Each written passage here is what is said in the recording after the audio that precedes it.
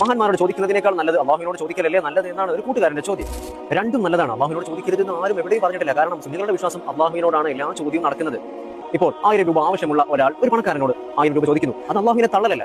അപ്പോൾ അദ്ദേഹത്തിന് 1000 രൂപ ലഭിക്കുമ്പോൾ അതുകൊണ്ടാണ് അൽഹംദുലില്ലാഹ് പറയുന്നത്, അള്ളാഹുവിനാണ് സ്തുതി എന്ന് പറയുന്നത്. അള്ളാഹുവിനെ ക്ഷണിക്കുന്നില്ല. അപ്പോൾ 1000 രൂപ ആവശ്യമുള്ള ഒരാൾ അള്ളാഹുവിനോട് ചോദിക്കാനാണോ നല്ലത്, അല്ലെങ്കിൽ പണക്കാരനോട് ചോദിക്കാനാണോ നല്ലത് എന്നൊരു ചോദ്യം പോലെയാണ് ഇവിടെ. ഒരു പ്രസക്തിയുമില്ല ഈ ഒരു ചോദ്യത്തിന്. ശുദ്ധ ഖുർആനിൽ അല്ലാഹു സുബ്ഹാനഹു വ തആല നരകത്തിൽ പ്രവേശിച്ചു കഴിഞ്ഞ മുശ്രിക്കീങ്ങൾ അവർ വിലപിക്കുന്ന വിലാപം എന്താണ് എന്ന് പറഞ്ഞിട്ടുള്ള ആളുകളോട് അവർ പറയും, തല്ലാഹി ഇൻ കുന്നാ ലഫീ ളലാലിൻ മുബീൻ, ഞങ്ങൾ വ്യക്തമായ ഒടികേടിലായിരുന്നു. ഇദ് നുസവ്വീകും ബിറബ്ബിൽ ആലമീൻ, എന്താണ് ഞങ്ങൾ ചെയ്തത്?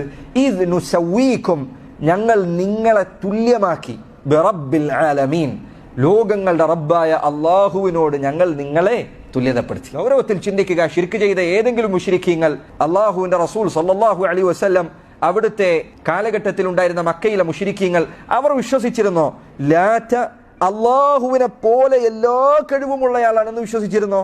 ഇല്ല, വിശ്വസിച്ചിട്ടില്ല.